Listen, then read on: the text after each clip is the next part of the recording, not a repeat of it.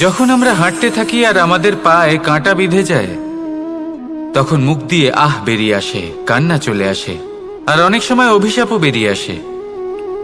কিন্তু আমরা কি কখনো এটা এইভাবে দেখেছি, এইভাবে ভেবেছি যে আমরা যে পথে চলেছি সেই পথে কাঁটা বিঁধেছে, নাকি আমরা সেই পথ নির্বাচন করেছি যাতে শুধুই কাঁটা রয়েছে? নাকি আমরা এভাবে ভেবে দেখেছি যে এই কাঁটা আমাদের কষ্ট দিতে এসেছে, নাকি এটা আমরাই বিছিয়ে রেখেছিলাম? সাবধান থাকা উচিত ছিল, কারণ কাঁটা বিঁধলে যন্ত্রণা হবে, চিৎকার করে ফেলতে পারি, মুখ থেকে অভিশাপও বেরিয়ে আসতে পারে। কিন্তু এই অভিশাপ শুধুমাত্র আমাদের তরফ থেকে অভিশাপ হয়, সামনের ব্যক্তিটির ওপরও নির্ভর করে। এবার সেই ব্যক্তি যদি এমন হয় যে ফুল আর কাঁটা এই দুই সমানভাবে গ্রহণ করতে পারে, তার কাছে অভিশাপও বরদানে পরিণত হয়। শেষ পর্যন্ত ব্যাপারটা দাঁড়ায় ভাবনা, চিন্তা, দৃষ্টিভঙ্গির ওপর। কারণ আপনার এই ভাবনাই সত্যি হয়ে সামনে আসে। সেই জন্য এই ভাবনা, চিন্তা, মানসিকতাকে গুরুত্ব সহকারে দেখবেন। এই বিবেচনা নিয়ে বিবেচনা করতে শিখুন। আমার কথার অর্থ হলো যে জীবনে যখন এরকম কিছু একটা ঘটবে, তখন ভেবে দেখুন যে এরকম কেন হলো। আপনি কি এমন কোনো কর্ম করেছিলেন যার কর্মফল এটা? এমন কোনো কাজ যা অনুচিত ছিল, অসত্য ছিল, যা অভদ্রতার কারণ ছিল? ভেবে দেখা প্রয়োজন। দেখুন, ইচ্ছে হলো আপনার যে আপনি কি করতে চান, ভাবনা আপনার, সত্য আপনার, জীবন আপনার, সিদ্ধান্ত আপনার। আসুন আর আমার সাথে ভালোবেসে বলুন, রাধা রাধা।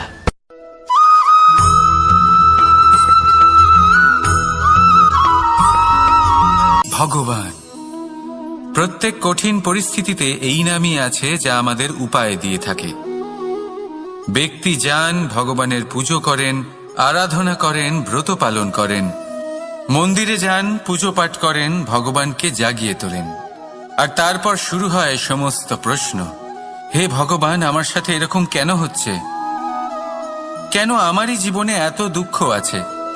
আমি কিভাবে এর সম্মুখীন হব? আমাকে কেন এত কষ্ট ভোগ করতে হচ্ছে? হে ভগবান, আমি কি করব? আমাকে সাহায্য করুন, কোনো রাস্তা দেখান।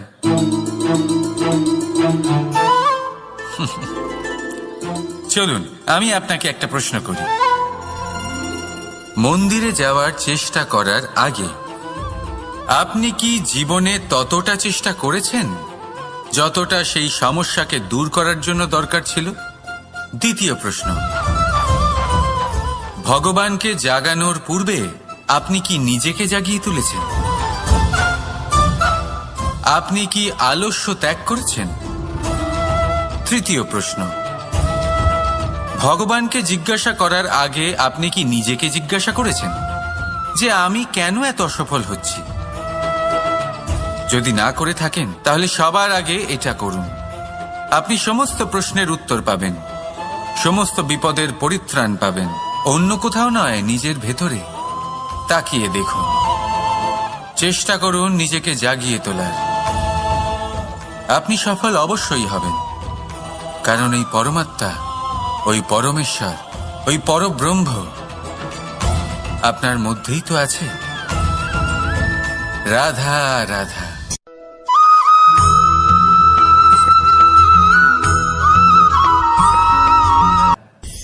দৃষ্টি আর দৃষ্টিভঙ্গি, এই সমগ্র লীলা হলো এই দুইয়ের। বিচিত্র হতে পারে, কিন্তু এটাই সত্যি। এবার আপনাকে একটা উদাহরণ দিয়ে বোঝাই। অনেক সময় আপনি কোনো ব্যক্তিকে এটা বলতে শুনবেন যে আমি আমার নিজের উপরে গর্ব করি, আমি নিজেকে নিয়ে গর্ব করি, আমি খুব ভালোভাবে আমার মা বাবার সেবা করি, ওনাদের আমি সবসময় সুখী রাখি, ওনাদের আমি একটা বাড়ি দিয়েছি, সকল সুখ সুবিধা দিয়েছি, ওনাদের জীবনে প্রত্যেক জিনিস দিয়েছি আর দেব যা তাদের প্রয়োজন। এবার আমাকে বলুন যে আপনি কে হন? আপনি হলেন সেই বীজ যা আপনার মাতা পিতা রোপণ করেছেন। আপনার মা বাবাই আপনাকে এই সংসারে জন্ম দিয়েছেন। এবার এইসব কথার কি তাৎপর্য? এই হলো সেই ব্যক্তির দৃষ্টিভঙ্গি। এবার দেখা যাক এই প্রকৃতি আমাদের কি শেখায়। কখনো কোনো গাছকে দেখবেন, যখন সেই গাছে ফল আসে, সে মালিকে এটা বলে না যে দেখো আমি তোমাকে ফল খেতে দিচ্ছি। সেই বৃক্ষ এটা বলে না যে দেখো আমি তোমায় আহার করতে দিচ্ছি, কারণ ও জানে যে এটা হলো সেই মালির পরিশ্রম, এটা হলো তারই কর্মের ফল, আর এটা তারই পাওয়া উচিত। সে বলে যে তোমার জিনিস তোমাকেই অর্পণ করলাম, এ আমার জিনিস নয়। ও জানে সেই মালির গুরুত্ব আসলে কি, এটা হলো তার দৃষ্টিভঙ্গি। সেই জন্য আপনি জীবনে কোন ব্যক্তির মধ্যে, কোন পশু পাখির মধ্যে, কোন প্রাণীর মধ্যে, কোন পরিস্থিতিতে, কোন আবেগের মুহূর্তে কি দেখতে পাচ্ছেন, সেটা আপনার দৃষ্টিভঙ্গির উপরে নির্ভর করছে। তাই নিজের মনে ধন্যাত্মক ভাব জাগ্রত করুন, শুভ চিন্তা নিয়ে আসুন। এই ভাবনাই সত্য হয়ে সামনে আসবে। এই দৃষ্টিভঙ্গি এমন হয়ে যাবে যে আপনার জীবনে সবকিছুই শুভ হবে। তাহলে আসুন আর আমার সাথে ভালোবেসে বলুন, রাধা রাধা।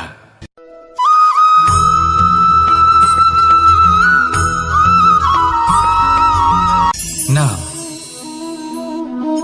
জন্মগ্রহণের পর মানুষের জন্য এই নাম অত্যন্ত গুরুত্বপূর্ণ হয়। মাতা, পিতা, পুরোহিত সকলেই সেই অক্ষর খুঁজতে শুরু করেন যা দিয়ে আপনার নাম শুরু হবে। কিন্তু নাম আর রাশি এক হয়ে গেলেই কি সব কিছু ঠিক হয়ে যায়? কখনোই নয়, কারণ আপনার কর্মই হলো সব থেকে গুরুত্বপূর্ণ, আর কিছুই নয়। দেখুন, এই নিয়তিও আপনার কর্ম অনুযায়ী আপনার ভবিষ্যৎ সুনিশ্চিত করে। যদি আপনাকে উদাহরণ দিই, তাহলে ভাবুন, একদিকে ছিলেন রাম আর অন্যদিকে রাবণ। দুজনেরই নাম শুরু হয় র দিয়ে, কিন্তু একজন পেলেন এক ভয়ানক পরিণতি, আর অন্যজন সমগ্র সংসারের মনে চিরস্মরণীয় হলেন। তাহলে মনে রাখবেন, নাম নয়, কর্মই হলো শ্রেষ্ঠ। আর যদি তা শ্রেষ্ঠ হয়, তাহলে আপনার নাম এমন স্থানে পৌঁছবে যা সংসারের কেউ মুছে ফেলতে পারবে না। তাহলে আসুন আমার সাথে ভালোবেসে বলুন, রাধা রাধা।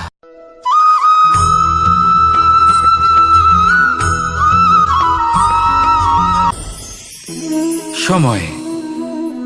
এই সময় আসলে কি? এই সময় একটা সরল রেখা তো কখনোই নয়। সময় হলো একটা চক্র, যেখানে এর আদি সেখানেই হলো এর অন্ত, আর যেখানে তা শেষ হয় সেখান থেকেই তার শুরু হয়। এই সময় একটা অত্যন্ত বিচিত্র চিন্তা, বিচিত্র ভাবনা, একটা বিচিত্র বস্তু যা কেউ বুঝতে পারেন না। এই সময়ের লীলা, এর কোনো প্রমাণ নেই, কোনো জ্ঞান নেই, কোনো পরিমাপ নেই। শুধু এটুকু আমরা জানতে পারি, যেখানে শেষ হবে সেখান থেকে একটা নতুন সূচনাও হবে। যা আজ আপনার কাছে আছে, কাল অন্য কারোর কাছে যাবে, তারপরে তার কাছ থেকেও অন্য কারোর কাছে যাবে, তারপরে তার থেকেও ছিনিয়ে নেওয়া হবে। এই নিয়তির একজনের কাছ থেকে অন্যজনের কাছে আদান প্রদানের এই সময় হলো আপনার সময়। এই সময়ের সদ্ব্যবহার করুন, এই সময়কে বাঁচুন। আপনাকে শুধু এটাই সুনিশ্চিত করতে হবে যে আপনি কোন পক্ষে আছেন। আর সত্যি বলতে কি, আপনার জীবনের পরিণাম নির্ভর করে আপনার নির্বাচনের ওপর। আপনি কোন পক্ষ নির্বাচন করছেন। তাহলে মনে রাখবেন, জীবনে সেই পক্ষই নির্বাচন করবেন যা চয়ন করার পরে আপনি সুখ অনুভব করবেন, আপনি সন্তোষ লাভ করবেন, প্রসন্নতা লাভ করবেন। আর আমি এটাই সুনিশ্চিত করব যে এই পক্ষ যেন শান্তির পক্ষ হয়, এই পক্ষই যেন প্রেমের পক্ষ হয়। তাহলে চিন্তা করবেন না, আর আসুন আমার সাথে ভালোবেসে বলুন, রাধা রাধা।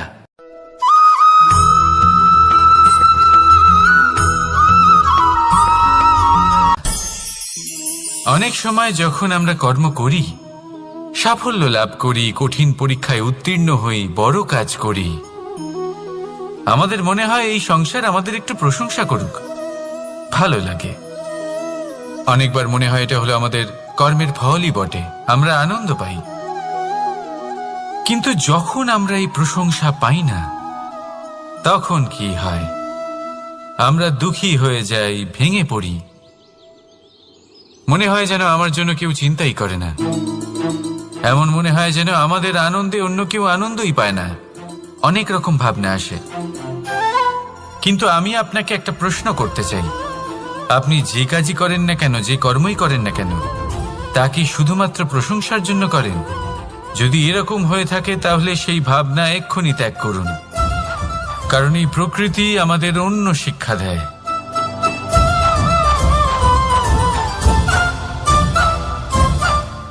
এই ফুলকে দেখুন, এই যে ফুলের সুবাস, যা আমার মনকে উচ্ছ্বসিত করে তোলে, মনে শক্তির সঞ্চার করে, এই সুগন্ধ। কিন্তু ভেবে দেখুন, ফুলের কিন্তু এই কাজ করার জন্য কোনো প্রশংসারই প্রয়োজন হয় না।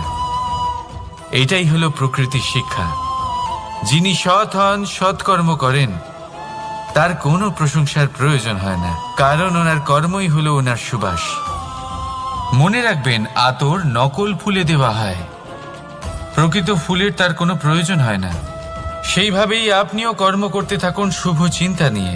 এই মনকে সব সময় শান্ত রাখুন, স্বচ্ছ রাখুন। যদি এরকম করেন তাহলে আপনার কর্ম এমন সুবাস ছড়াবে যে আপনার জীবনে শুধু এবং শুধুমাত্র আনন্দই থাকবে। তাহলে এই আনন্দ সহকারে বলুন, রাধা রাধা।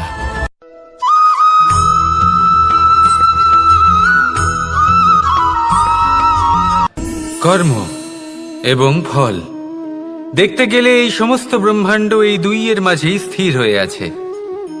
মানুষজন কর্ম করেন ভালো ফল লাভের আশায়, আর ভালো ফল লাভের আশায় উনি এটাই ভুলে যান যে উনি যে কর্ম করছেন তা কি করছেন। আমি বলেছিলাম কর্ম করুন ফলের চিন্তা না করে, কিন্তু কি কর্ম করছেন সেই বিষয়ে ভাবাটাও অত্যন্ত আবশ্যক। নয়তো অনেক সময় আমরা এমন কর্ম করে ফেলি যা না চাইতেও বিষে পরিণত হয়, যা হয়েছে দুঃশাসনের সাথে, দুর্যোধনের সাথে, গুরু দ্রোণের সাথে। একজনের মানসিকতা উচিত ছিল না, একজনের বিবেক উচিত ছিল না, আরেকজন যে পক্ষ নির্বাচন করেছিলেন সেই পক্ষ উচিত ছিল না। আর যা কিছু ওনাদের সাথে হলো, আপনার আমাদের সকলের সাথে তা হতে পারে। আমি বলেছিলাম কর্ম করুন, ফলের চিন্তা করবেন না, কিন্তু এই কর্মের বিষয়ে বিচার করে দেখাটাও ততটাই আবশ্যক। দেখুন, কর্ম করার উচিত প্রক্রিয়া ফলের চিন্তা না করা, কিন্তু যদি আপনার কর্ম শুভ হয় তাহলে তার ফলও নিয়তি আপনাকেই দেবে। সর্বদা কর্ম করার সময় এটা ভাবুন যে আপনার এই কর্ম এই সংসারকে, এই সমাজকে, আপনার পরিবারকে, আপনার আশেপাশের মানুষজনকে কোন দিশায় নিয়ে যাবে। যদি এটা সবার জন্য মঙ্গলময় হয় তাহলে কর্ম করতে থাকুন। আর হ্যাঁ, নিশ্চিত রূপে ফলের চিন্তা করবেন না। আসুন আমার সাথে ভালোবেসে বলুন, রাধা রাধা।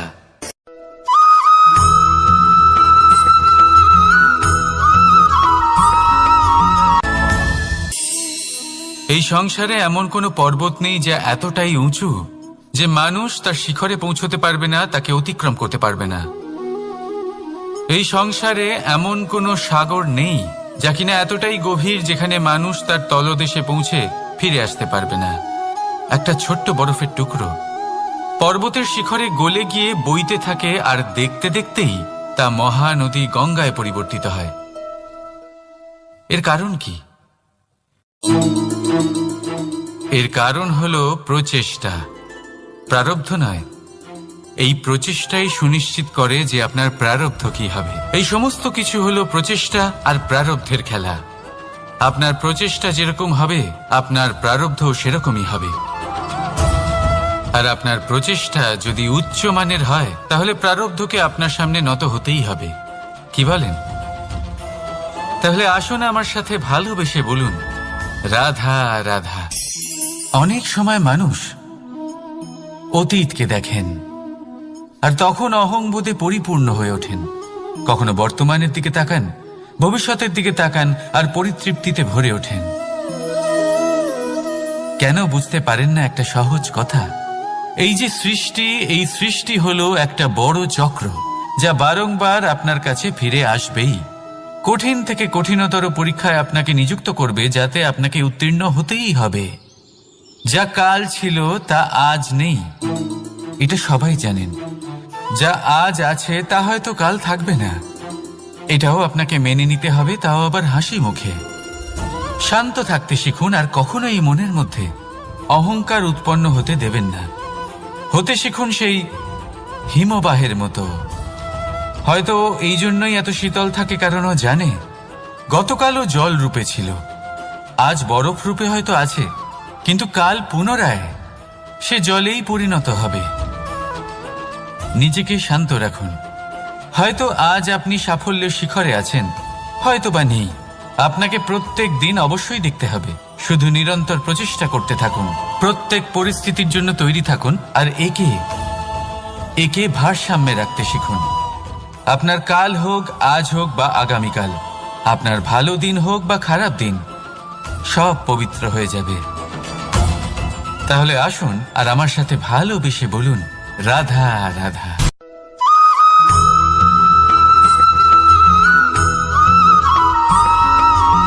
প্রতিশোধ অথবা কাউকে দুঃখ দেওয়ার ভাবনা, যদি এটা আপনার মনে থাকে, তাহলে আপনি নিজের মনেই যন্ত্রণার একটা বিশাল বৃক্ষ রোপণ করছেন, এটা মনে রাখবেন। কারণ কাউকে দুঃখ দেবার এই ভাবনা, এটা হলো সেই বীজ যা আপনার মনেই পতিত হবে, আপনার মনেই অঙ্কুরিত হবে, আর আপনার মনেই একটা বিশাল বৃক্ষরূপে বেড়ে উঠবে। জীবন আপনার, কর্ম আপনার, কাউকে দুঃখ দেবার ভাবনা আপনার ছিল, এই বৃক্ষ হলো আপনার, তাই এর ফলও আপনিই পাবেন, যা গ্রহণও আপনাকেই করতে হবে। মনে রাখবেন, যে মানুষ এটা ভাবে যে আমি ওকে দুঃখ দেব, ওকে কষ্ট দিতে চাই আমি, সেই মানুষই দুঃখ আর কষ্ট পেয়ে থাকে। যদি সেই জায়গায় আপনি এটা ভাবেন যে আমি কাউকে সুখী করে তুলতে চাই, কাউকে সুখ প্রদান করতে চাই, তাহলে তারও বীজ আপনার মনেই রোপণ হবে, বৃক্ষে পরিণত হবে, যার ফলও আপনিই পাবেন। এখানে বিষয়টা হলো শুধু মানসিকতার চিন্তা, যা সত্য হয়ে আপনার সামনে আসে। তাহলে এই মানসিকতা শুভ করুন, সবার জন্য মঙ্গল কামনা করুন। অন্যের মনে আপনার জন্য ভালো চিন্তা থাকুক বা না থাকুক, আপনি সবার জন্য শুভ চিন্তা করে কর্ম করতে থাকুন, তাহলে আপনার সাথেও ভালোই হবে। তাহলে আসুন আর আমার সাথে ভালোবেসে বলুন, রাধা রাধা।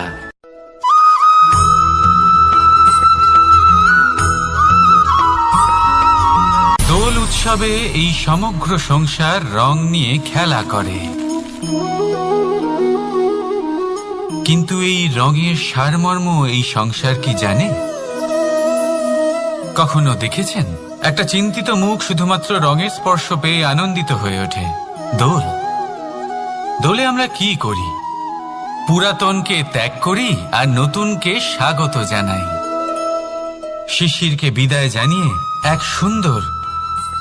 এক নতুন ঋতুকে আগমন জানাই।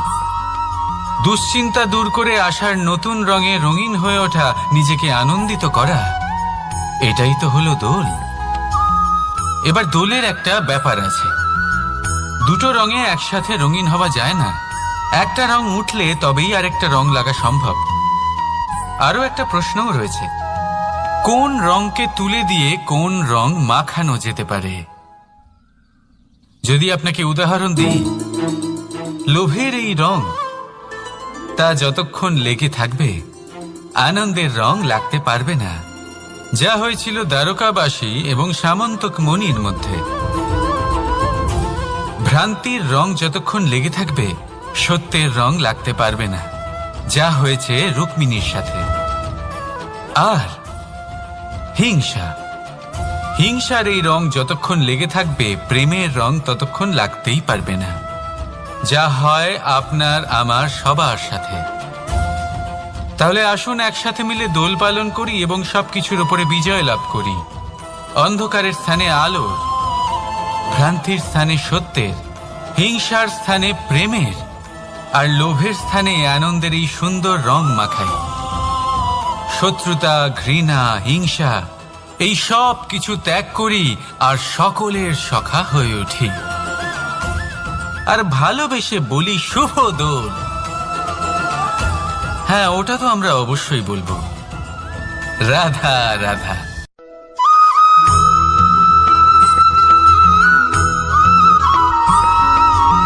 কখনো কখনো মানুষ মনে করেন যে সে নিজেই সব থেকে বেশি শক্তিশালী, তিনি হলেন জ্ঞানী। দেখুন, এটা ভালো ব্যাপার যে আপনার মধ্যে শক্তি আছে, জ্ঞান আছে, আর এটা শুধু আপনার জন্য নয়, এই সমস্ত সমাজের জন্য, দেশের জন্য, সমগ্র পৃথিবীর জন্য অত্যন্ত আবশ্যক। কিন্তু এই কথাটাও বোঝা অত্যন্ত আবশ্যক যে এই জ্ঞান যেন কখনো অহংকার না হয়ে ওঠে। যখন মানুষের মধ্যে জ্ঞান থাকে তখন সে রাম হয়ে ওঠে। রাম, যিনি সমুদ্রের বুকে সেতু বানিয়েছিলেন, বানর সেনার দ্বারা রাক্ষস রাজকে পরাজিত করেছিলেন, আর চিরকালের জন্য সবার কাছে আদর্শ হয়ে উঠেছিলেন।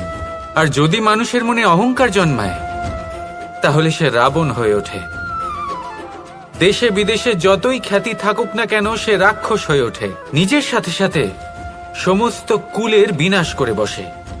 এবার জ্ঞান নাকি অহংকার, আপনার কি চাই সেই সিদ্ধান্ত আপনার, আর আপনার এই সিদ্ধান্তই নিশ্চিত করবে যে আপনার কর্ম কি হবে, আর আপনার এই কর্মই নিশ্চিত করে দেবে আপনার প্রারব্ধ কি হবে। তাহলে শুভ কর্ম করুন আর আমার সাথে ভালোবেসে বলুন, রাধা রাধা।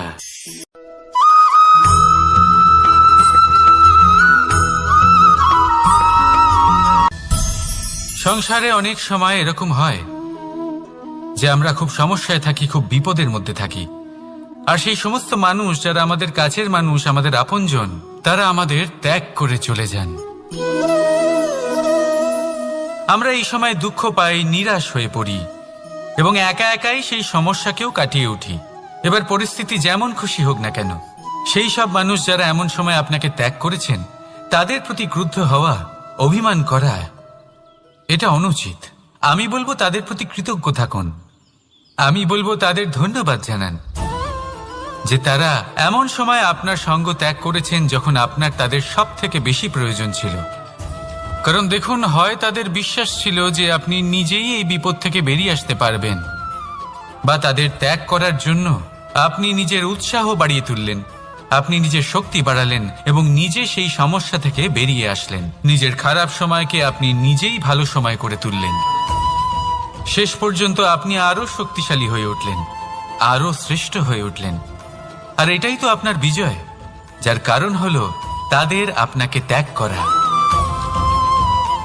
তাহলে তাদের ধন্যবাদ জানান আর আমার সাথে ভালোবেসে বলুন, রাধা রাধা।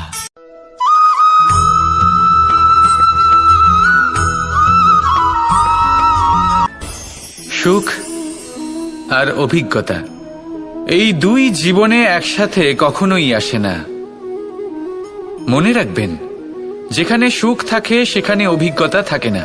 আর যখন এই সুখ আমাদের জীবন থেকে দূরে চলে যায়, তখন আমাদের জীবনে আসে এই অভিজ্ঞতা। পরমাত্মা, প্রকৃতি, নিয়তি এই অভিজ্ঞতাকে আমাদের জীবনে পাঠান যাতে আমরা একটা অত্যন্ত গুরুত্বপূর্ণ শিক্ষা, একটা জ্ঞান প্রাপ্ত করতে পারি। এই অভিজ্ঞতা আমাদের শেখায় যে অতীতে এমন কি হয়েছিল যা আমাদের করা উচিত হয়নি। আমাদের শেখায় ভবিষ্যতে এমন কি আছে যা আমাদের করা উচিত আর কি করা উচিত নয়। দেখতে গেলে এই অভিজ্ঞতা আমাদের সেই শিক্ষা দেয় যার জন্য আমরা সুখের দিকে উচিতভাবে অগ্রসর হতে পারি। সেই জন্য জীবনে যখনই দুঃখ আসবে, দুঃখের এই সময় আসবে, তখন হতাশ হবেন না। বোঝার চেষ্টা করুন এই পরিস্থিতি কেন এসেছে, কি শিক্ষা দিতে এসেছে। যদি আপনি সেই জ্ঞান লাভ করেন, সুখের পথে অগ্রসর হন, তাও উচিত রূপে, তাহলে এই অভিজ্ঞতার উদ্দেশ্য পূরণ হয়ে যায়। তাহলে আসুন আর আমার সাথে ভালোবেসে বলুন, রাধা রাধা।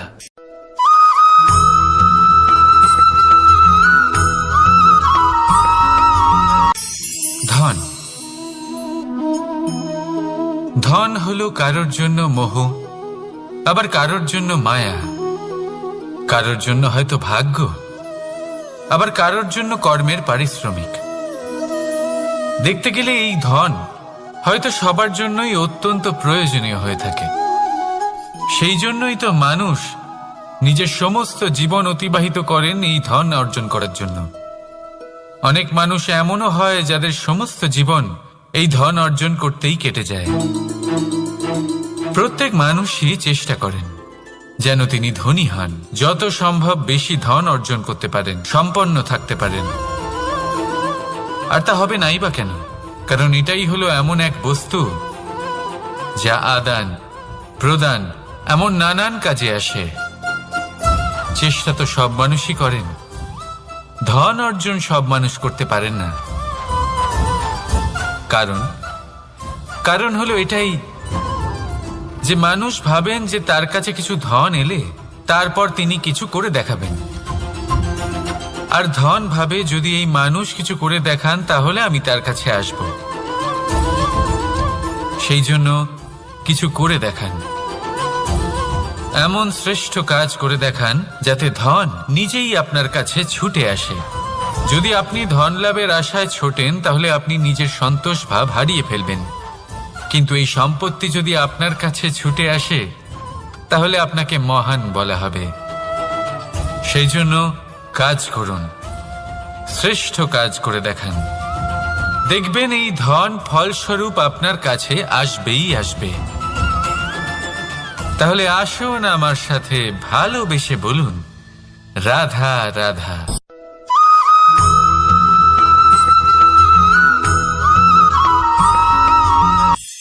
আজকাল আপনি দেখে থাকবেন যে মা বাবা শুধুমাত্র সন্তানকে ভালোবাসেন তা নয়, তাদের মোহেও জড়িয়ে পড়েন। বিদ্যালয়ে যখন পাঠান তখন সমস্ত সুযোগ সুবিধা দিয়েই পাঠান। চেষ্টা করেন যে সবসময় যেন সন্তান তাদের চোখের সামনেই থাকে।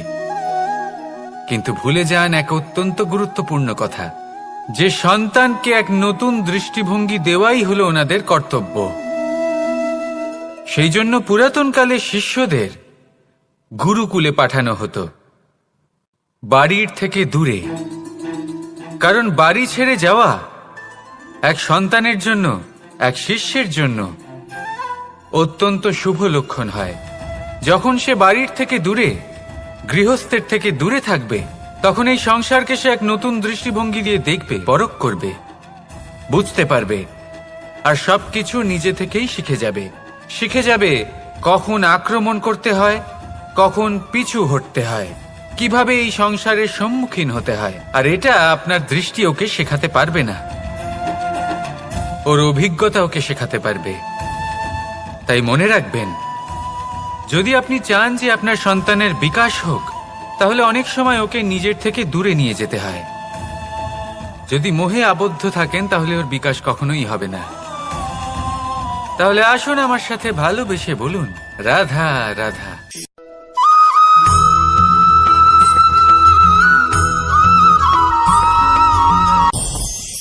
আমাদের মনে সবসময় একটা প্রশ্ন এসেই থাকে, এই জীবন যা কিনা ঈশ্বর আমাদের দিয়েছেন, একটা জীবন। ঈশ্বর এক আত্মা দিয়েছেন পৃথিবীতে বাঁচার জন্য। যতদূর আমরা জানি আমাদের কাছে একটাই জীবন রয়েছে। আমরা ভাবি এই জীবন গুছিয়ে কিভাবে রাখা যায়। প্রত্যেক মানুষ ভাবেন যে আমি কি করি যাতে এই জীবনকে গুছিয়ে রাখা যায়, কিরকম কর্ম করব, কিরকম পুণ্য করব, কি ধরনের শাস্ত্র পড়ব যাতে আমি সেই জ্ঞান অর্জন করি যাতে জীবনটা সুন্দর করে তুলতে পারি। আমাদের সমগ্র জীবন কেটে যায় এই প্রশ্নের উত্তর খুঁজতে, সেই শাস্ত্র অধ্যয়ন করতে। এমন অনেক মানুষ তাও বুঝতে পারেন না। আসুন আজ আমি আপনাকে একটা সহজ কথা বলি, যার দ্বারা আপনি নিজের জীবন সুন্দর করবেন। জীবন, জিহ্বা, এদের দুজনেরই হলো একটাই রাশি। জিহ্বা অর্থাৎ আপনার কথা, এই কথাকে সংযত রাখুন, একে সুন্দর করে তুলুন, মধুর কথা বলুন, যতটা সম্ভব একে নিয়ন্ত্রণে রাখুন, আপনার জীবন সুন্দর হয়ে উঠবে। কারণ এই শব্দ হয় অত্যন্ত শক্তিশালী। এটা হলো এমন এক বন্ধন যা আপনার সামনের মানুষকে আপনার ব্যক্তিত্বের সাথে জুড়ে দিতে পারে। তাই এই শব্দ সংযত রাখুন, একে সুন্দর করে তুলুন। আপনার জীবন আপনা থেকেই সুন্দর হয়ে উঠবে। আর আসুন, এই মধুর সুন্দর অনুভূতি দিয়ে বলুন, রাধা রাধা।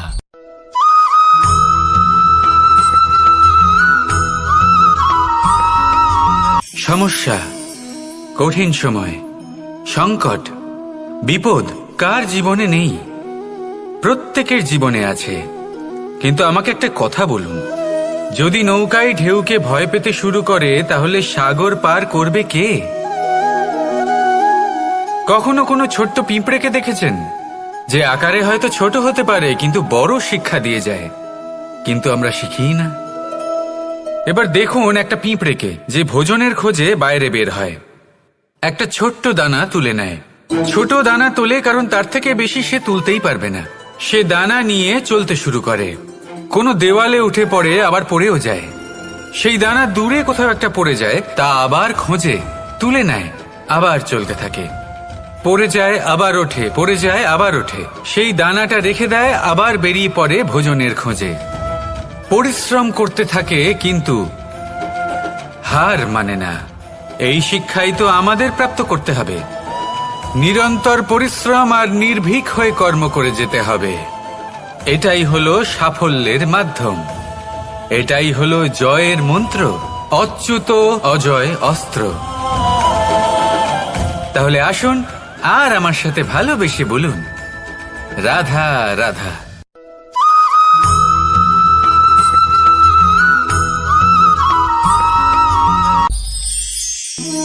জীবন,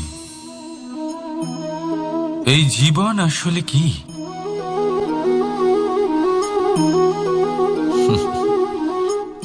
এই প্রশ্ন সবার মনেই এসে থাকে। সবার মন এই প্রশ্নের জন্যই চিন্তিত থাকে। এই জীবন আসলে কি? এর উদ্দেশ্য আসলে কি? কি করা যেতে পারে এই জীবনে? এই জীবন কি কিছু পাওয়ার, নাকি এই জীবন কিছু হারাবার? এই জীবন কি আসলে সেটাই যেখানে আমাদের পরমাত্মার খোঁজ করা উচিত, নাকি আমাদের ধাবিত করা উচিত নিজেদের স্বপ্নের লক্ষ্যে? এই জীবন আসলে কি? এই জীবন আসলে অত্যন্ত সরল। এ হলো শান্ত জলের মতো,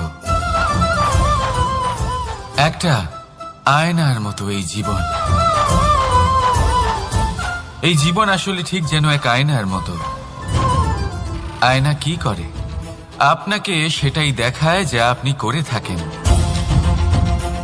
আপনি হাসি মুখে আয়নার দিকে তাকান, আয়না আপনাকে আপনারই মুখ দেখাবে, সেই হাসি সমেত। আপনি রেগে গিয়ে আয়নার দিকে তাকান, আয়না আপনাকে সেটাই দেখাবে।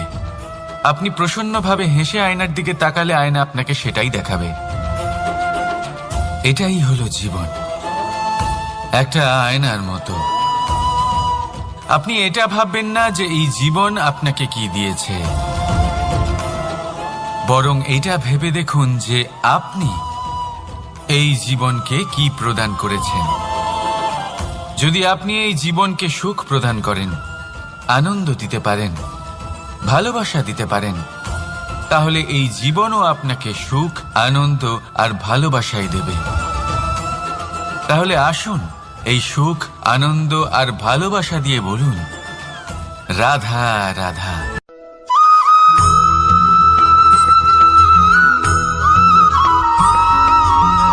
পরিবর্তন এই সংসারের শাশ্বত নিয়ম। কোনো রাজা নেই যিনি চিরকাল রাজা থাকেন, কোনো ধনী ব্যক্তি নেই যিনি চিরকাল ধনী থাকবেন। এই সংসারে সূর্যের স্থান নেওয়ার জন্য চন্দ্রিমার আগমন ঘটে। কোনো স্থান যাকে পতিত বলা হয়েছিল সেখানে মহল তৈরি হয়েছে। কোনো স্থান যাকে আজ মলিন বলা হয়েছে কাল সেখানে মন্দিরও স্থাপন হতে পারে। কোনো ঋতু চিরকালের জন্য থাকে না, কখনো সময় চিরকাল একরকম থাকে না। আজ যে আপনার কাছে রয়েছে কাল অন্য কারোর ছিল, আজ যে আপনার কাছে রয়েছে কাল তা অন্য কারোর কাছে চলে যাবে। আপনার সাথে কিছু থাকলে তা হলো আপনার কর্ম, কিন্তু সেই কর্মের পরিণামও আপনার নয়। আপনি শুধু কর্ম করুন, বাকি সবকিছুই পরিবর্তনশীল। কিন্তু সেই পরিবর্তনকে দেখে ভয় পাওয়ার প্রয়োজন নেই, তাকে স্বাগত জানান। যদি আপনি হাসি মুখে সেই পরিবর্তনকে স্বাগত জানান, তাহলে এই পরিবর্তনও হাসি মুখে আপনার সাথে থাকবে। আসুন আমার সাথে ভালোবেসে বলুন, রাধা রাধা।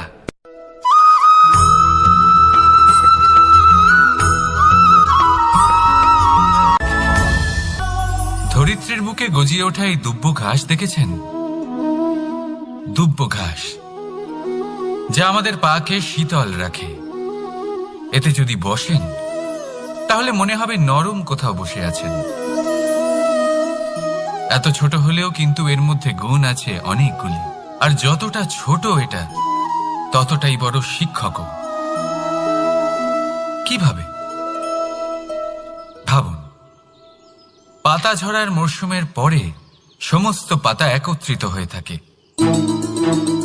একটা ছোট ফুলকি সবাইকে জ্বালিয়ে দিতে পারে, সমস্ত পাতা পুড়ে ছাই হয়ে যায়।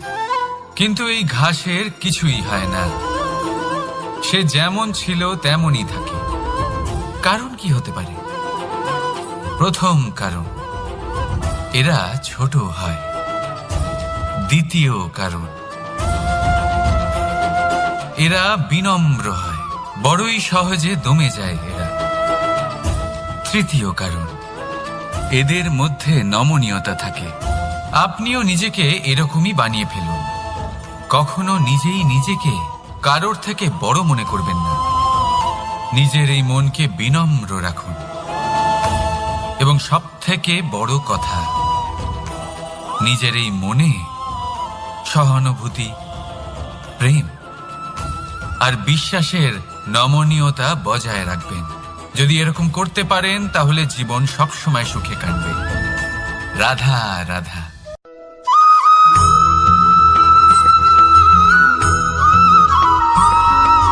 সদিচ্ছা, দেখতে গেলে 3 অক্ষরে তৈরি এই শব্দ, কিন্তু সমস্ত ত্রিলোক তার উপরেই আধারিত। আপনি এই সংসারে এসেছেন, তখন অবশ্যই শ্বাস নেবেন, কিন্তু তার বদলে আপনাকে কিছু তো দিতেই হবে। আপনার উপর নির্ভর করছে আপনি কি দেবেন। কি দেবেন এই সংসারকে, এই সমাজকে, নিজের পরিবারকে, আর তার বদলে কি নেবেন? যশ নাকি অপযশ? দেখুন, এক ছিল রাবণ, যে কিনা সমুদ্র পার করল সীতাকে অপহরণ করার জন্য, আর এক ছিলেন রামচন্দ্র, যিনি সমুদ্র পার করেছিলেন, সেতু বানিয়ে গিয়েছিলেন সীতাকে ফিরিয়ে নিয়ে আসার জন্য। দুজনেই সমুদ্র পার করেছিলেন, শুধু পার্থক্য ছিল সদিচ্ছাকে বোঝার, লক্ষ্যের। অনেক মানুষের যাত্রা একরকম হতেই পারে, কিন্তু আনন্দ তখনই লাভ করবেন যখন লক্ষ্য শুভ হবে, মহান হবে। এই লক্ষ্য দিয়ে এই সংসারের কল্যাণ হবে এবং মানুষের সম্মান হবে। যদি আপনার সংকল্প উচিত হয়, তাহলে আপনার লক্ষ্য উচিতই হবে, নয়তো শুধুমাত্র বিনাশ হবে। আর উচিত এটাই হবে যে বিনাশের হাত থেকে যেন নিজেকে বাঁচানো যায়, কি বলেন? তাই জীবনে যে লক্ষ্য স্থির করছেন, মনে রাখবেন তা যেন শুভ লক্ষ্য হয়। যদি এরকম হয়, তাহলে আপনার যাত্রা, আপনার জীবন দুটোই শুভময় হবে। আসুন আর আমার সাথে ভালোবেসে বলুন, রাধা রাধা।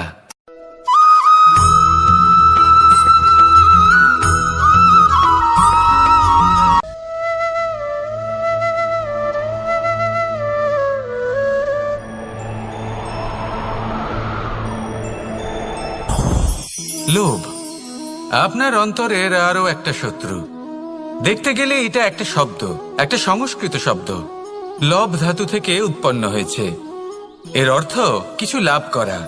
কিছু লাভ করা অনুচিত নয়, আরো কিছু লাভ করাও অনুচিত নয়, কিন্তু সব থেকে বেশি আমি লাভ করব, আমি আরো চাই, আরো বেশি চাই, আরো বেশি পেতে চাই, এটাই হলো লোভ। আর এই লোভ যখন গ্রাস করে তখন আপনি যা পেতে চান, সে ধনই হোক বা মানই হোক, তা অর্জন করার জন্য মানুষ যে কোনো স্তরে পৌঁছে যেতে পারে। যদি মানুষ ধন অর্জন করতে চান তাহলে তার জন্য তারা অধর্মের পথেও চলতে পারেন। যদি সম্মান অর্জন করতে চান তাহলে অন্য মানুষকে ছোটও করতে পারেন। শেষ পর্যন্ত আপনার এটা মনে হতে পারে যে যদি একটু অল্পই প্রাপ্ত করতাম কিন্তু ভালোবেসে প্রাপ্ত করতাম, এই জীবন আরো অনেক বেশি সুখী হতো। লোভ আপনার জীবনে, আপনার মনে কখন যে প্রবেশ করবে সেটা আপনি জানতেও পারবেন না। তাই এটা চিনতে শিখুন আর তৎক্ষণাৎ জীবন থেকে বাইরে ফেলে দিন।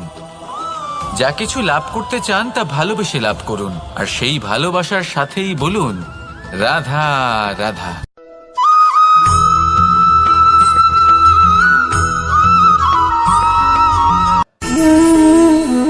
সঞ্চয়। মানুষের যখন থেকে বোধ বুদ্ধি হয় সঞ্চয় করতে আরম্ভ করে দেন।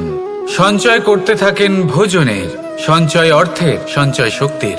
নিজের জন্য করেন, নিজের পরিবারের জন্য করেন, নিজের স্ত্রীর জন্য করেন, সন্তানের জন্য করেন, সন্তানের সন্তানের জন্যও সঞ্চয় করেন।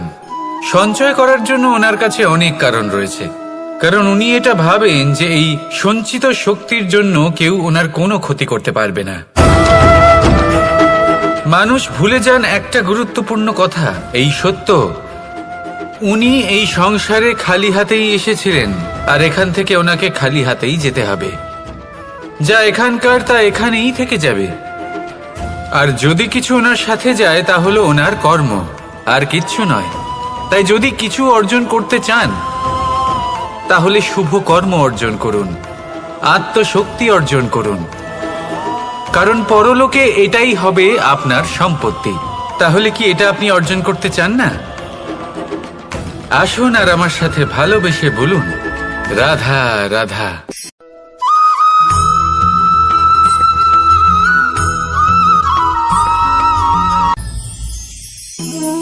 জীবনে ক্ষমা চাওয়া তাও কিছুটা সহজ, ক্ষমা করতে পারা অত্যন্ত কঠিন।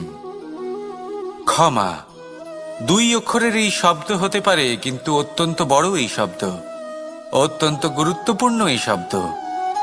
কখনো কখনো অন্য কাউকে ক্ষমা করে দেওয়া তাও কিছুটা সহজ কাজ, কিন্তু নিজেকে ক্ষমা করতে পারা অত্যন্ত কঠিন হয়ে দাঁড়ায়। অতীতে যদি আমাদের এমন কোনো ভুল হয় যে কারণে আমরা নিজেকে ক্ষমা করতে পারি না, অনেক সময় এমন কিছু ভুল করে বসি যে বিষয় শুধু আমরাই জানি, কিন্তু আমরা নিজেকে ক্ষমাই করতে পারি না, আর আমাদের বিকাশ সেখানে স্তব্ধ হয়ে যায়। কারণ যদি আপনি ক্ষমা করতে না শেখেন, নিজেকে ক্ষমা যদি না করতে পারেন, তাহলে তা আপনার জীবনের সব থেকে বড় বাধা হয়ে দাঁড়াবে। সেই জন্য জীবনে অবশ্যই শিখুন যে কিভাবে নিজেকে ক্ষমা করতে হয়, আর শিখুন যে আগের করা ভুল আবার কি করে না করা যেতে পারে। এই মন হালকা হবে আর প্রসন্ন হয়ে বলবে রাধা রাধা।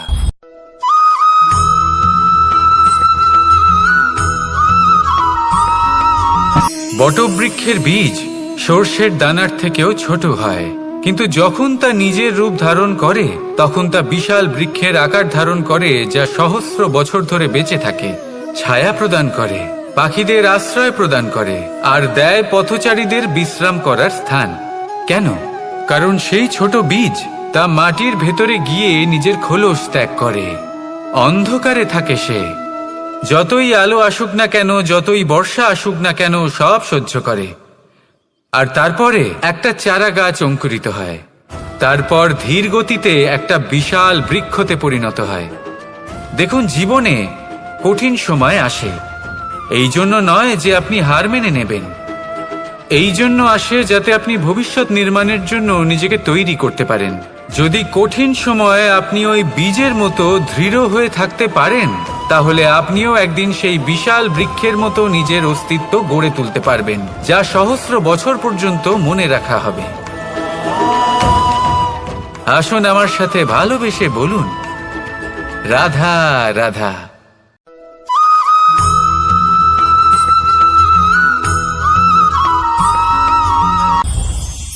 এই সংসারে যখনই কোনো সমস্যা আসে তখন আমরা আমাদের সব থেকে বড় সম্বলের কাছে আশ্রয় খুঁজি, তা হলো আমাদের বিশ্বাস।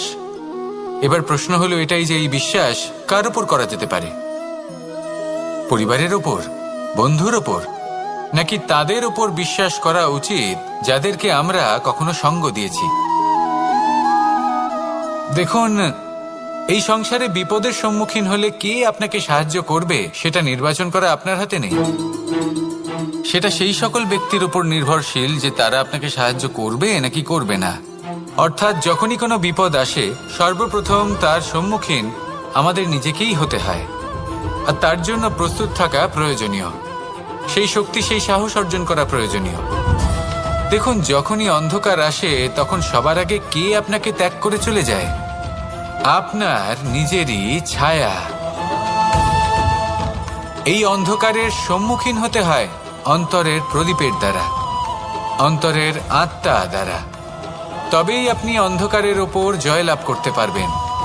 সেই জন্য যে বিপদই আসুক না কেন নিজেকে তার জন্য প্রস্তুত রাখা উচিত। সেই সাহস নিয়ে আসুন। এমন কোনো বিপদ নেই যা আপনাকে ভেঙে দিতে পারে। আসুন আমার সাথে ভালোবেসে বলুন, রাধা রাধা।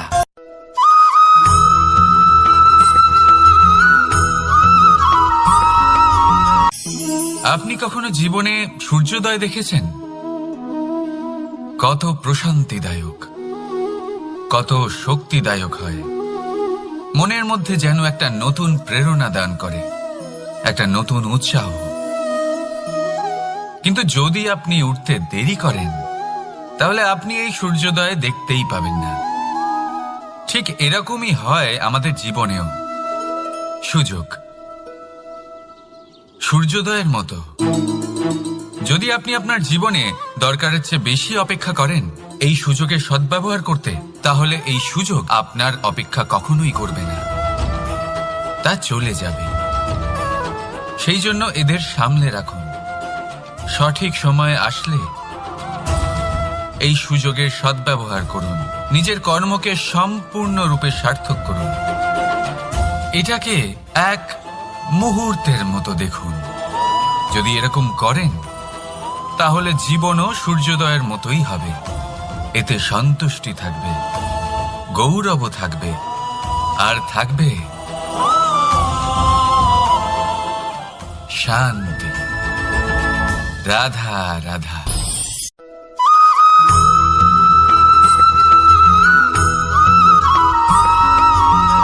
মানুষ সবসময় চায় যে তার জীবনে যেন কখনো কোনো সমস্যাই না আসে।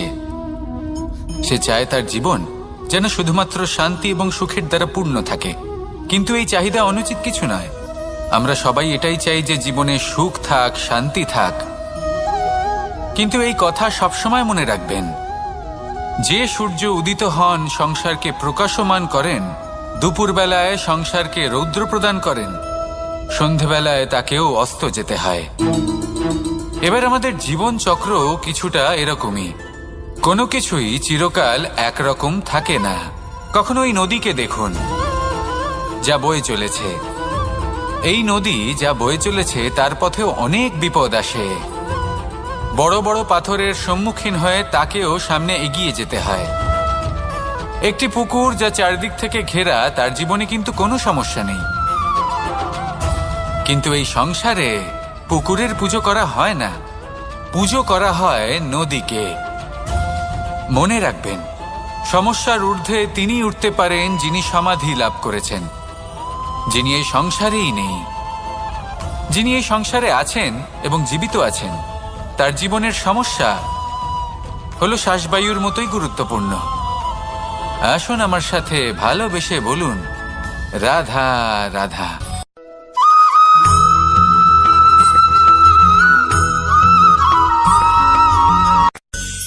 ধন, সম্পদ, ঐশ্বর্য, মানুষ হয় নিজের সৌভাগ্যের দ্বারা এগুলো লাভ করে থাকেন বা কর্মের দ্বারা। সৌভাগ্য আসলে কি? গ্রহের দশা যা প্রত্যেক মুহূর্তে বদলাতে থাকে।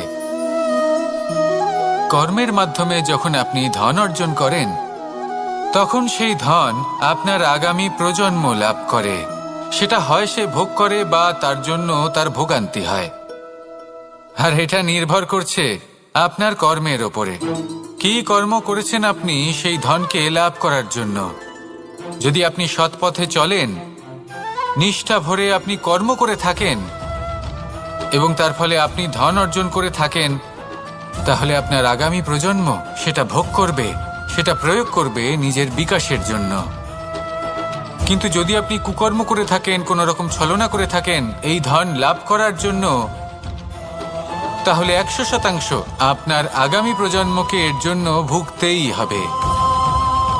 তাহলে আপনি কি চাইবেন, যে আপনার আগামী প্রজন্ম সুখ ভোগ করবে নাকি আপনার কুকর্মের পরিণাম ভোগ করবে? নির্বাচন আপনারই। আসুন আমার সাথে ভালোবেসে বলুন, রাধা রাধা।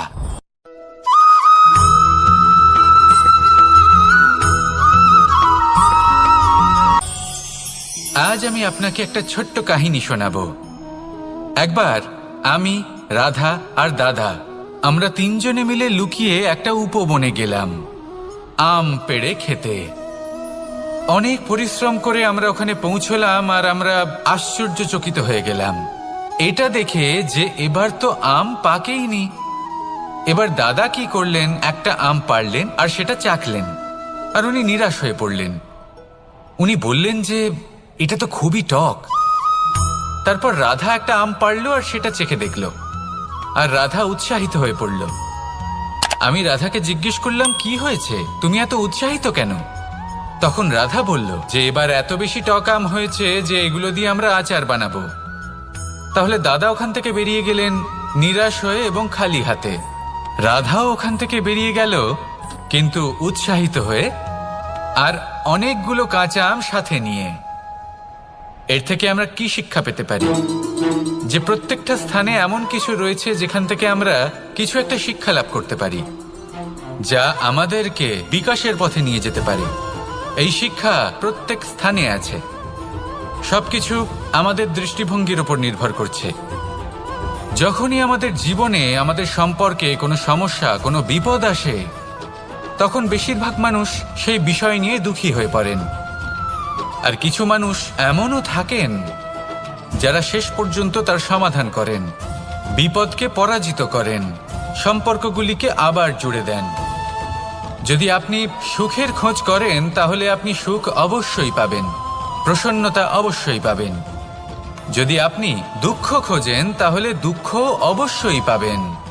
এবার আপনি কি খুঁজতে চান, সেই চয়ন আপনারই। আসুন আর আমার সাথে ভালোবেসে বলুন, রাধা রাধা।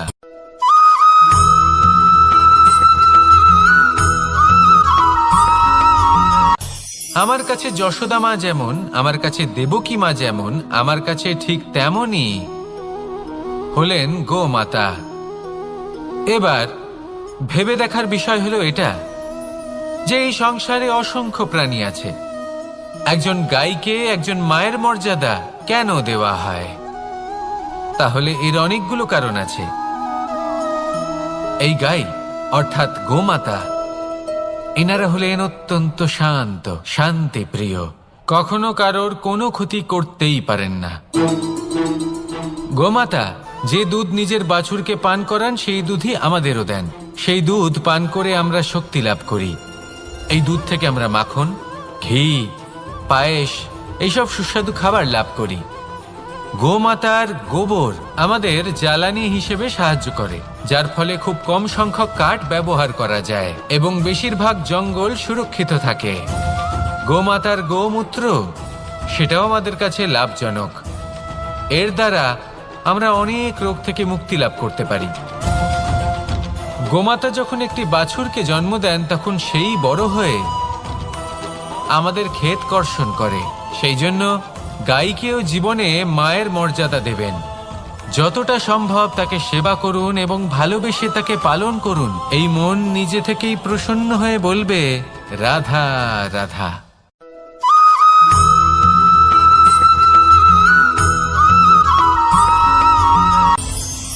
কখনো কোনো প্রজাপতিকে উড়তে দেখেছেন?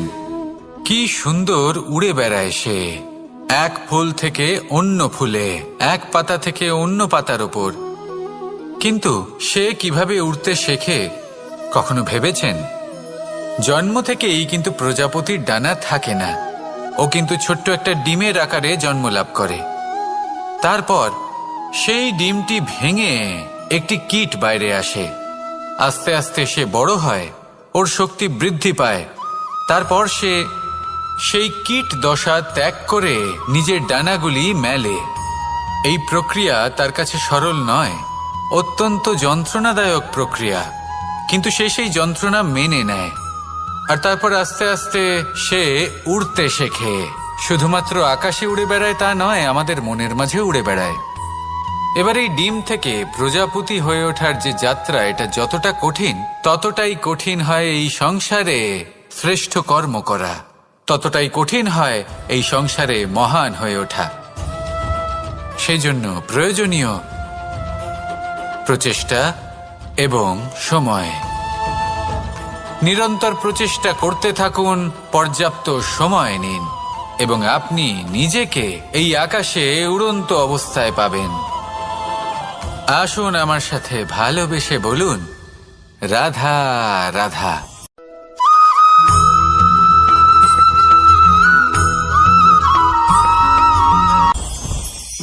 মুঠো হাতের শক্তি বেশি, মুঠো খুললেই তা দুর্বল। তা এমন কি থাকা উচিত এই বন্ধ মুঠোয় যা লাখের সমান? মানসিকতা এবং স্বপ্ন। মানুষ জন্মগ্রহণ করে, তার মানসিকতা সময়ের সাথে উন্নত হয়। মানসিকতা অনুযায়ী সে স্বপ্ন দেখে, আর সেই স্বপ্ন সার্থক করতে সে পরিশ্রম করতে থাকে। কিন্তু খুব গুরুত্বপূর্ণ একটা কথা আছে যা আপনার মনে রাখা উচিত। আপনার এই মানসিকতা, আপনার এই স্বপ্ন, তা যেন আপনার নিয়ন্ত্রণে থাকে। আপনার বন্ধ মুঠোয় যেন এর লাগাম থাকে, আপনি যেন এর প্রভু হন। যদি তা হয় তবেই আপনি লাভবান হবেন। যদি এরা আপনাকে নিয়ন্ত্রণ করতে থাকে, যদি আপনার মুঠো খুলে যায়, না পথ আপনার নিয়ন্ত্রণে থাকবে, না মানসিকতা থাকবে, না স্বপ্ন নিয়ন্ত্রণে থাকবে। আর যদি তাই হয় তাহলে আপনি আপনার ভবিষ্যৎ নষ্ট করে ফেলবেন। তাই নিয়ন্ত্রণ করতে শিখুন নিজের বিচার বুদ্ধি, নিজের মানসিকতা, নিজের স্বপ্নকে। নিজের এই স্বপ্ন পূরণ করুন, আর আমার সাথে ভালোবেসে বলুন, রাধা রাধা।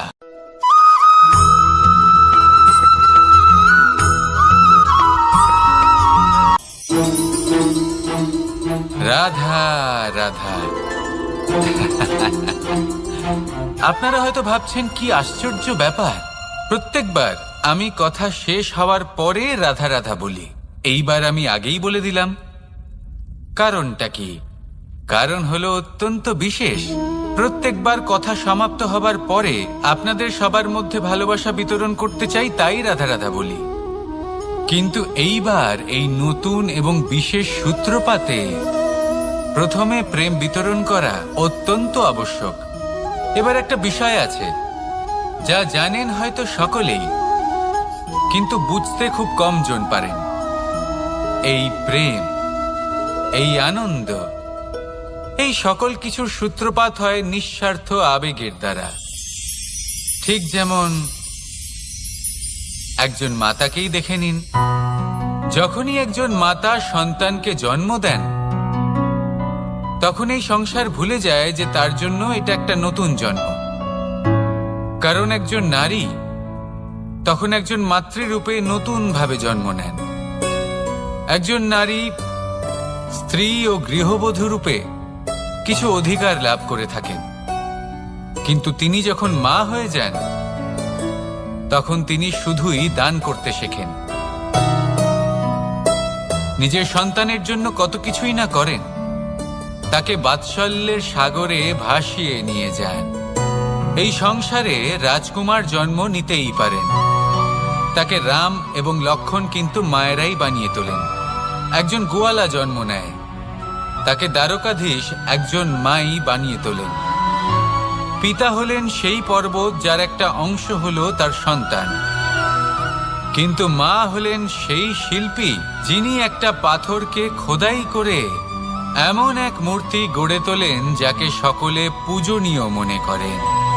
তাহলে স্মরণ করুন সেই সকল মুহূর্ত যেগুলি আপনি নিজের মাতার সাথে অতিবাহিত করেছেন। অনুভব করতে পারবেন যে কিভাবে এক মুহূর্তেই এই মন প্রফুল্ল হয়ে ওঠে। এবারের কারণ কি? এর কারণ হলো এই জীবনের আসল দ্বারই হলো মমতা।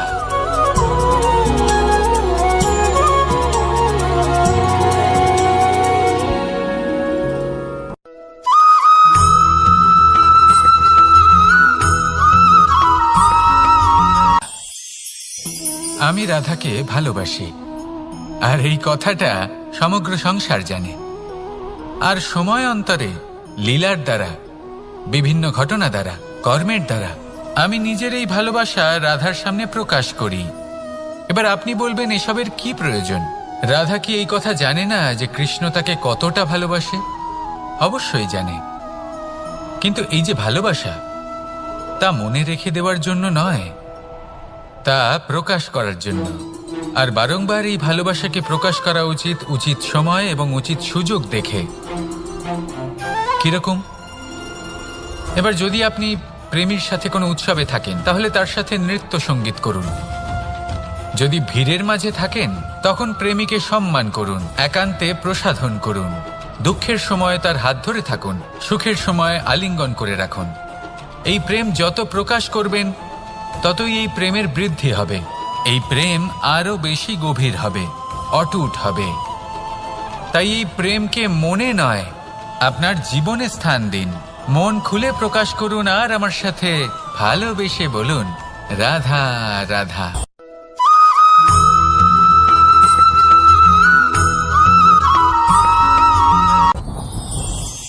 যত শক্তিশালী এই মন, তত শক্তিশালী এই শরীরও। এই যে আমাদের শরীর, এটা আসলে কি? এ হলো একটা রথের মতো। আর একটা রথ ততক্ষণ চলতে পারবে না যতক্ষণ না তাকে কোনো সারথি চালাবে। এই মন হলো শরীরের সারথি। এবার ভাবুন, যদি এই সারথি শক্তিহীন হয়, দুর্বল হয়, তাহলে এই রথের কি হবে? এটা উচিত পথে চলতে পারবে না, উচিত গতিতে চলতে পারবে না, মন মতো স্থানে এটা পৌঁছতেও পারবে না। সেই জন্য মনের শক্তি অত্যন্ত প্রয়োজনীয়। এবার মনের শক্তি আমরা কোথা থেকে লাভ করি? দৃঢ়তার শক্তি থেকে। এবার এই শক্তি আমরা কিভাবে বাড়াতে পারি? আমরা প্রতিদিন কিছু নতুন স্থির করি, কিছু ছোট, কিছু বড়। আর যেই আমরা নতুন কিছু পূর্ণ করি, আমাদের মনের শক্তি বেড়ে যায়। আর যদি পূর্ণ না করতে পারি, মনের শক্তি কমে যায়। একটা দেওয়ালের মতো ছোট ছোট ছোট ছোট শিলা আমরা একটার পর একটা স্থাপন করে একটা দেওয়াল তৈরি করি। এতগুলো পাথর যখন একত্রিত হয়ে যায়, তখন এমন এক দেওয়াল তৈরি হয় যাকে ভাঙা প্রায় অসম্ভব হয়ে দাঁড়ায়। সেরকমই হয় মন এবং দৃঢ়তা। ছোট ছোট কাজ করে নিজের লক্ষ্য পূর্ণ করুন। এই লক্ষ্য যদি পূর্ণ হয়, তবে মনের শক্তি বাড়বে। কিছুটা এইভাবে যে যত বড়ই বিপদ আসুক না কেন, সেই বিপদ নিজে হার মেনে নেবে, কিন্তু আপনার মন ততটাই শক্তিশালী থাকবে। তাই মনের শক্তি বাড়াতে থাকুন, যাতে আপনি উচিত পথে চলতে পারেন, উচিত গতিতে চলেন, আর মনোবাঞ্ছিত স্থানে পৌঁছতে পারেন। তবেই এই মন প্রসন্ন হয়ে বলবে, রাধা রাধা।